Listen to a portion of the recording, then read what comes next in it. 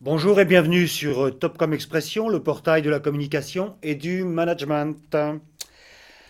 Promouvoir les bonnes pratiques sur Internet et attirer l'attention des risques d'une exploitation non maîtrisée. C'est l'ambition du groupe Altran. Avec la complicité de Content Design Lab, Altran bat le web territoire avec 5 messages de prévention du risque en matière de e-réputation. Nous recevons donc Frédéric Fougerat, DIRCOM d'Altran Group, et Sonia Cordier, présidente de Content Design Lab. Bonjour. Bonjour. Parlons un petit peu d'Altran dans un premier temps, son origine, son métier, son périmètre d'activité.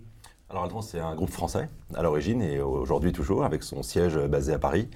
Altran aujourd'hui, c'est près de 21 000 collaborateurs dans le monde, un petit peu moins de la moitié en France et le reste réparti sur l'ensemble des continents. Et notre métier, c'est accompagner nos clients dans tous les secteurs de l'industrie et des services, les accompagner dans leur processus de développement de leurs services ou de leurs produits, c'est-à-dire participer avec eux à développer leur innovation de demain. Nos 21 000 collaborateurs, 21 000 innovation makers, ce sont des inventeurs de l'innovation et du futur. D'accord. Et ça date de quand? Le groupe a fêté ses 30 ans l'an dernier. D'accord. Alors, en termes de, par exemple, si on prend, essayons de, donnez-moi un exemple concret sur une entreprise, un Alors client dans l'univers service ou autre, sur lequel vous avez travaillé. un exemple très concret, et puis pour ne pas citer un de nos clients, mais plutôt un de nos partenaires, pour ne pas faire de jalousie parmi nos clients, c'est l'exemple de l'avion Solar Impulse, l'avion solaire. Quand un jour, un inventeur fou, Bertrand Piccard, vient nous voir en nous disant « Je souhaite faire voler un avion uniquement par l'énergie solaire et je souhaite le faire voler jour et nuit. Comment dois-je m'y prendre ?» Et là, les ingénieurs d'Altran interviennent pour l'aider à construire son projet. Donc nous participons au projet, nous ne portons pas l'intégralité du projet. C'est un des exemples de l'action des Innovation Makers auprès d'un de ses partenaires, D'accord. partenaires ou clients. Ok. Donc, origine France, mais présence maintenant. Présence mondiale dans plus de 25 pays dans le monde. D'accord. Parfait. Très bien. Alors, qu'est-ce que c'est que ces Innovation Makers? Comment, donc, vous en avez identifié 20 000. Sur quels critères? Les Innovation Makers, ce sont les collaborateurs du groupe Altran. C'est des gens qui sont recrutés parce qu'ils sont capables de rupture, de changement d'idée. Ils sont capables d'inventer, d'innover. Et innover, c'est partir d'une idée et arriver à la concrétiser pour en faire une réalité industrielle. Donc c'est l'ensemble des collaborateurs du groupe Altran qui sont des Innovation Makers, que ce soit des ingénieurs, la très très grande majorité d'entre eux, mais également les fonctions support, comme les fonctions de communication que nous représentons aujourd'hui, et qui doivent aussi innover, inventer, faire de nouvelles choses, casser avec les codes habituels et les méthodes habituelles de travail. Ok. C'est notre mentalité, c'est notre ADN, l'innovation. Donc culture d'ingénieur et en général qui viennent d'où en termes de formation? Alors, les écoles françaises sont parmi les meilleures au monde. C'est la période du French bashing, mais là, on est obligé de dire la vérité. Mais de façon générale, les écoles européennes, il y a de très très bonnes écoles d'ingénieurs dans l'ensemble de l'Europe, mais il y en a dans le monde entier. Il y a beaucoup d'Indiens, on en a aux États-Unis. Donc, des ingénieurs qui viennent du monde entier, ils sont généralement issus des pays dans lesquels nous travaillons, avec une très forte concentration d'ingénieurs diplômés d'écoles françaises ou européennes. D'accord. Alors sur le sujet qui nous intéresse aujourd'hui, il est question de e-réputation, donc réputation sur Internet. Alors pourquoi, qu'est-ce qui vous a amené sur ce terrain de vous intéresser à ce sujet? Alors, comme le dit Philippe Salle, le président du groupe Altran, quand on est le leader, on doit éduquer le marché. On a essayé de s'appliquer cette règle à la communication et on s'est dit, en tant que leader, quelle part d'éducation ou de pédagogie on peut apporter au marché. Et on a pensé que la question de la e-réputation, qui nous touche tous et qui nous touchera tous de plus en plus, était un bon axe pour communiquer tant auprès de nos propres collaborateurs, donc auprès des 21 000 Innovation Makers dans le monde, comme auprès des futurs collaborateurs, donc les gens que nous recrutons régulièrement sur les salons. Nous recrutons plus de 4 000 personnes dans le monde, donc ça fait beaucoup de gens à toucher. Donc via une façon ludique et légère de sensibiliser au bon usage et aux bonnes pratiques sur les réseaux sociaux. D'accord. Mais alors, bon, on est un petit peu dans une démarche, une espèce de démarche citoyenne. C'est-à-dire que faites gaffe à ce que vous faites sur le net, ça laisse des traces. On n'est pas dans le domaine de la réputation d'entreprise, on est dans le domaine de la réputation des personnes, c'est ça? Ah, on est à cheval sur les deux domaines, parce que si on prend l'exemple du collaborateur déjà arrivé chez Altran, quand il s'exprime à titre personnel, c'est évidemment son image qu'il met en avant, mais il met aussi l'image de l'entreprise en avant, il peut aussi mettre l'image du client chez qui il travaille. Donc il y a une veille et des bonnes pratiques à respecter, parce qu'on est à cheval sur tous les domaines, sur tous les territoires. C'est une triple dimension, la dimension personnelle, la dimension de l'entreprise, la dimension du client chez qui on travaille. D'accord. Alors, on va regarder un petit peu les éléments de la création qui servent ce discours-là. Et puis, en même temps, bah, vous allez nous les commenter un petit peu. Donc, il y a une référence à l'univers des lolcats. Pourquoi? Alors les lolcats, c'est une bonne question. En fait, quand on a commencé à réfléchir à ce sujet que Altran nous avait confié, on s'est dit, bon, il faut se poser la question, qui a le plus souffert de réputation depuis l'invention d'Internet? Finalement, on a pris les choses comme ça. Et la réponse s'est imposée d'elle-même, c'était les chats. Pourquoi les chats? Parce que avant, les chats, c'était quand même des animaux dont on remarquait l'élégance, l'intelligence, l'agilité, une certaine forme de grâce. Et puis Internet est arrivé. Et là, les lolcats sont arrivés aussi. Et les chats sont devenus ces êtres un petit peu ridicules, souvent effectivement diffusés sur les réseaux à tour de bras. Et c'est vraiment l'aspect qui nous a le plus intéressé pour mettre les lolcats en avant. En dehors effectivement de leur côté sympathique et décalé, et ça faisait partie aussi du brief d'Altran, on ne voulait pas faire une campagne formelle et surtout pas alarmiste. Ce qui nous a intéressé, c'est le phénomène des lolcats, c'est-à-dire un phénomène mondial et qui a été créé par Internet et non pas par l'industrie du divertissement. Les lolcats sont créés par les internautes, pour les internautes et sont diffusés partout. Je ne pense pas vraiment qu'il y ait de pays où les lolcats ne soient pas connus. Ce qui était intéressant aussi par rapport aux problématiques d'Altran pour avoir une campagne monde. Et ce qui est très intéressant aussi avec ces lolcats, c'est qu'ils symbolisent, ils sont de très bons symboles de la réputation dans la mesure où ce sont des exemples et des contre-exemples. Alors c'est souvent des contre-exemples, on l'a vu là, effectivement, un chat qui urine sur les toilettes et qui a 10 millions de vues sur YouTube. Bon, on peut imaginer que si ça se produit dans la vie réelle, ça ne fonctionne pas. Ce n'est pas un bon exemple à suivre. D'un autre côté, il y a aussi Grumpy Cat qui a 1,5 million de fans sur sa page Facebook, qui est géré par un agent artistique et donc qui a très bien réussi son personal branding. Donc voilà, on a avec les lolcats des modèles de gestion de la réputation, soit elle est inexistante et ça peut être la catastrophe, soit au contraire elle est très bien gérée et là on arrive à quelque chose de très intéressant. Alors je crois que ça repose, il y a 5 messages, il y a 5 règles à respecter. Commentez-les-nous un petit peu. Il y a 5 grandes familles de règles. Voilà, pour essayer de résumer et pour essayer. L'idée de départ de cette campagne, c'était de partir d'un quiz pour faire du profilage. Donc le quiz côté ludique et profilage, bon, pour jouer à se retrouver, à s'identifier. Et ce qui nous permettait de ne pas délivrer un discours formaté, mais déjà adapté au profil de chacun des participants au quiz. Et les 5 règles sont très simples. C'est 1, le net n'oublie jamais. Donc ce que l'on dépose un jour sur Internet, eh bien, ça peut rester à vie. Donc la règle numéro 1, c'est le net n'oublie jamais. La deuxième règle, c'est mieux vaut prévenir que guérir. Donc je crois que c'est le bon sens qui parle, mais en matière d'e-réputation, c'est également important. La troisième règle, c'est de penser public, puisque tout ce qui est publié sur le web est public et donc sera partagé et peut vous dépasser. La quatrième règle, c'est de rester professionnel. Là, on s'adresse vraiment à l'usage professionnel. On s'adresse à des collaborateurs d'entreprise. Donc, ce n'est pas uniquement un usage personnel, familial et ludique, mais la dimension professionnelle de l'usage d'Internet. Et puis, la cinquième règle, c'est travailler sa marque personnelle, son personal branding, puisque ça va vous marquer tout au long de votre vie. Et chaque futur recruteur, chaque futur employeur va pouvoir venir consulter et avoir des données vous concernant que vous ne souhaiterez pas forcément mettre en avant, mais qui ont été mises en avant à un moment donné sur le web. C'est resté public, c'est resté à vie et c'est votre personal branding. Ok. Alors une fois qu'on a énoncé ça, comment on le véhicule? Quel support et auprès de qui? Auprès de qui? Alors, Sonia, tu réponds? Oui, je peux répondre.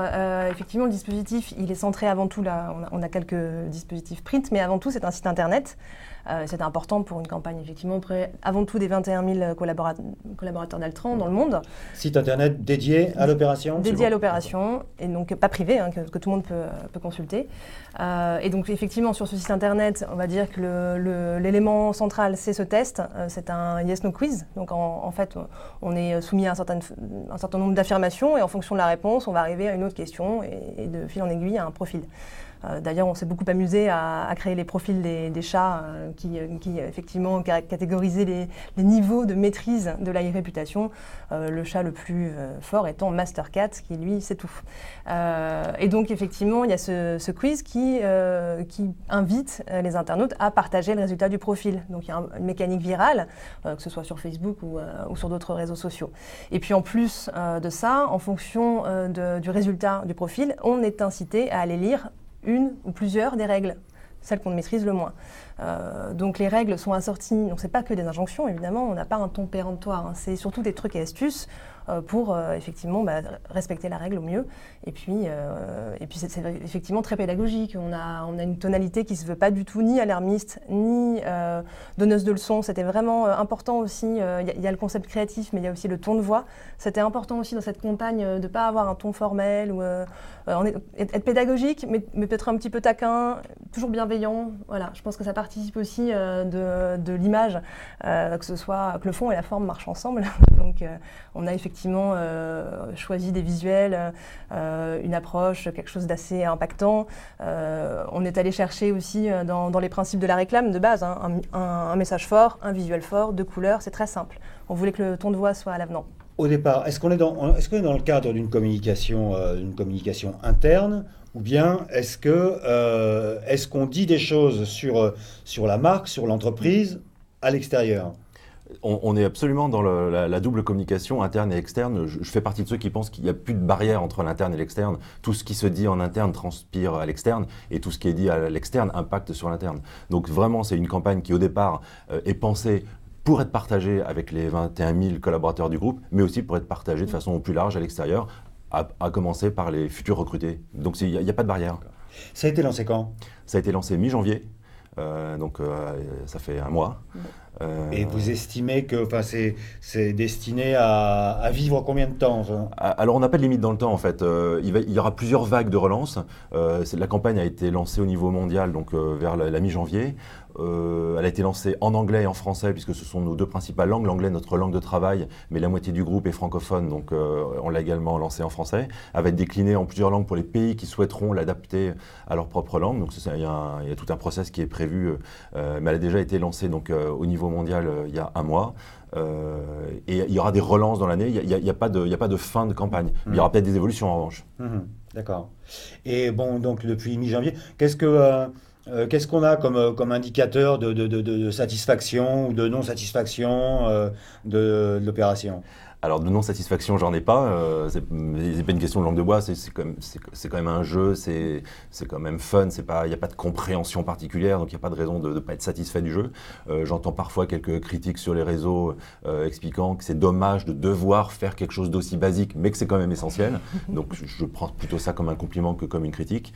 Ce qui est le plus intéressant, c'est de voir la fréquentation du site, parce qu'en un mois, on a eu on a eu un peu plus de 10 000 visiteurs uniques déjà pour 70 000 pages vues. Donc voilà, ça remporte un certain succès de nos estimations. Voilà, c'est quelque chose qui va être relancé, qui aura plusieurs vies dans l'année. D'accord. Ok. Alors, on n'est que en online, ou est-ce qu'il y a une visibilité offline? Non, on est sur les deux. Il y a un peu de offline, notamment pour les salons de recrutement. Donc c'est l'exemple de ce petit jeu, du jeu qu'on peut faire sur le site, mais qu'on retrouve sur des versions print, donc ce qui permet de le distribuer, de le diffuser. C'est le cas de ces cartes qui sont les 5 règles. Donc même chose, il y a un petit peu de print, des affiches que les gens s'arrachent dans les bureaux. Chacun veut son chat, chacun préfère celui-ci, préfère celui-là. Donc ça, c'est assez sympa aussi, parce que les gens s'approprient la campagne, mais l'essentiel du dispositif est online. Et l'essentiel du dispositif fonctionne, c'est ça qui est assez aussi... Enfin, c'est un des enseignements qu'on tire de cette campagne, qui a été lancé sur Facebook, sur Twitter et sur LinkedIn. Et c'est vraiment sur Facebook qu'il a le plus fort impact, puisque plus de 80% des visites du site sont en provenance de Facebook. Et ce qui est aussi intéressant comme enseignement, c'est que 50% des visites viennent de Facebook mobile, d'où l'importance de mener des actions en responsive design, parce que c'est quand même un visiteur sur 2 qui vient depuis un mobile. Ah oui, d'accord. On a développé effectivement un site totalement responsive, justement parce que c'est une mécanique virale sur cette campagne, donc il fallait que ça fonctionne très bien. Et donc le site est conçu pour fonctionner sur smartphone. Et j'ajouterais aussi que dans le contenu du site, en dehors de ces règles et de ces astuces et du quiz, il y a aussi évidemment quelques goodies qui permettent effectivement de changer son avatar ou sa couverture Facebook. C'est vrai que c'est assez tourné sur Facebook. D'accord. Ouais. Et est-ce qu'il y a une mécanique, je dirais, pas une mécanique, mais un outil d'analyse sur la compréhension des messages reçus, pas reçus Non, c'est ce que je vous disais juste avant. On ne travaille pas sur l'étude de compréhension des messages. Ce sont des messages quand même très simples. C'est du partage de bon sens. Donc, vu la population à laquelle on s'adresse, c'est pas possible que les messages ne passent pas. Il s'agit juste de rappeler, de hiérarchiser un certain nombre d'évidences qu'il est important d'intégrer, notamment la dimension professionnelle de l'usage du web. On a affaire à des gens qui sont très jeunes, qui sont parfaitement aguerris à l'usage des réseaux sociaux et du web. Donc, on n'a pas affaire à des naïfs, on n'a pas affaire à des idiots. C'est aussi la raison pour laquelle on ne s'est pas adressé de façon trop pédagogique dans le sens élémentaire du terme. En revanche, ce n'est pas forcément une population qui a l'habitude de la dimension professionnelle. Donc c'est sur cet axe-là qu'on a davantage travaillé. Je pense qu'on a affaire à des gens qui ont le cerveau très très bien fait, donc on n'aura pas de problème de compréhension, ça en est certain. D'accord. 2 mots sur Content Design Lab. C'est quoi le métier? Le métier. On va dire que c'est du design graphique et du contenu. On s'appelle Content Design Lab. Ça évoque ce binôme qu'on a créé avec mon associé Darius Gusta. À la base, on avait une consultante et un créatif. On s'est rencontrés comme ça, en binôme. Et nous, ce qu'on a voulu faire, c'est créer un binôme de 2 consultants de créatifs. C'est-à-dire qu'on a voulu faire tomber les barrières qui sont souvent érigées entre le fond, la forme, le travail sur le design, sur la stratégie, sur le conseil. On travaille vraiment ensemble. Et ça, c'était un des fondements de notre positionnement. On voulait vraiment redonner un sens à ce travail ensemble. Main dans la main, faire progresser le fond et la forme. Et uniquement dans l'univers web design ou pas? Pas du tout. Pas du tout. On est vraiment multi-support. La manière dont on fonctionne, c'est de s'entourer des meilleurs talents de notre réseau pour pouvoir répondre à des demandes ad hoc de nos clients. On fonctionne comme ça, on est une structure courte pour être réactif. Et d'ailleurs, on a commencé il y a presque un an avec Altran sur son rapport RSE. Donc ça, c'était la première collaboration, voilà. Altran et l'agence, d'accord. C'est Altran qui a permis de nous lancer, je peux le dire, et je les remercie pour ça. Et, une collaboration renouvelée. Une collaboration renouvelée. L'agence a oui, donc là on est sur le rapport 2012 voilà. Et le 2013 est en route, ça? Est en route, exactement. On est en train de travailler dessus. Il y aura une présentation la semaine prochaine près d'Altran. Donc effectivement, là c'est du print et c'est important pour nous de travailler vraiment la qualité de l'objet. Donc c'est vrai qu'à la base, on est 2 personnes qui venons de l'édition, enfin on s'est spécialisé dans l'édition. On est très attentif à cet aspect-là et ça c'est, je dirais, le deuxième fondement de notre positionnement, c'est cette approche artisanale qu'on défend. On veut être proche de nos clients dans l'écoute, dans la compréhension, dans la qualité de la relation. On pense que vraiment la confiance, c'est ce qui permet de créer de belles choses, de sortir un peu des sentiers battus, d'avoir de l'audace, de travailler aussi l'émotion et le plaisir. Ça, c'est quelque chose qui nous tient à cœur. Et puis, évidemment, la qualité. Et la qualité pour tous, c'est-à-dire qu'on peut travailler aussi bien pour un grand groupe coté comme Altran que pour un food truck en province. Et ça, c'est ce qui nous passionne, en fait, c'est de pouvoir offrir en fonction du besoin de chacun, la meilleure réponse. Darius Gusta, qui malheureusement n'est pas là, c'était lui qui devait venir aujourd'hui, a l'habitude de dire qu'il n'y a pas de mauvais sujets, il n'y a que de mauvaises réponses. Donc tous les sujets nous intéressent a priori et c'est comme ça qu'on les aborde. Ok, donc à part Altran, principaux clients? Alors, principaux clients, on travaille pour des clients du domaine des clients publics. On a effectivement gagné un marché de 4 ans pour l'ANAP, qui est l'Agence nationale d'appui à la performance des établissements de santé et médico-sociaux. C'est un peu long. Et puis, on travaille pour Kering sur aussi un rapport. Alors, ce n'est pas un rapport RSE de ce type-là, c'est plutôt une revue annuelle de leurs actions en développement durable au niveau groupe. On travaille pour une marque, pour une créatrice qui s'appelle Suzy Winkle. On a fait son identité visuelle, son lookbook, les shootings. Donc vous voyez, c'est assez varié. Et puis sur des sujets plus corporate, effectivement, on travaille aussi beaucoup d'appels d'offres pour essayer de travailler sur des rapports annuels qui est un peu notre cœur de métier. Voilà. Mais ce qui est intéressant, c'est qu'on avait cette idée-là en fondant Content Design Lab, mais au fur et à mesure, on souhaite effectivement élargir nos horizons et donc clairement, cette campagne, c'est l'exemple type de cette réussite-là sur un dispositif digital avant tout, avec du print aussi. Ok. Et voilà. Une campagne qui a été remportée suite à une compétition. Ah oui, c'est vrai. Quand même. Donc une compétition d'agence, une petite compétition remportée par Content. D'accord. Alors, et en dehors de cette campagne-là, Altran, est-ce que c'est une entreprise et une marque qui communique auprès du grand public ou pas? Non, on ne communique pas auprès du grand public parce que ce n'est pas notre cible, on n'y a pas d'intérêt. Donc nos communications sont très corporate, elles sont business, elles sont financières, elles sont internes et elles sont aussi très fortes en marque employeur puisque nous sommes un gros recruteur.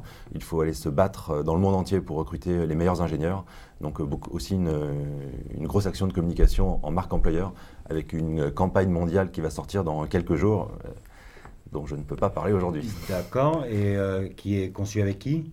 Qui est conçu avec l'agence Even, du groupe Public System. D'accord, ok. Et alors, en 2014, par exemple, le recrutement, c'est de l'ordre de combien de personnes? En 2014, c'est un peu plus de 4000 personnes dans le monde, dont près de la moitié en France. Ah, oui, d'accord. Quasi exclusivement des ingénieurs. Ok. Ingénieurs et plus. Très bien. Et donc la campagne de recrutement qui va sortir, là, c'est quel type de support? C'est une campagne tout support, très offline, online. Une campagne très axée sur l'expérience Altran, essayer de partager l'expérience Altran pour intéresser les futurs collaborateurs à venir travailler et développer leurs talents, venir innover chez Altran. D'accord. Très bien. Ben, je vous remercie. Merci. Merci.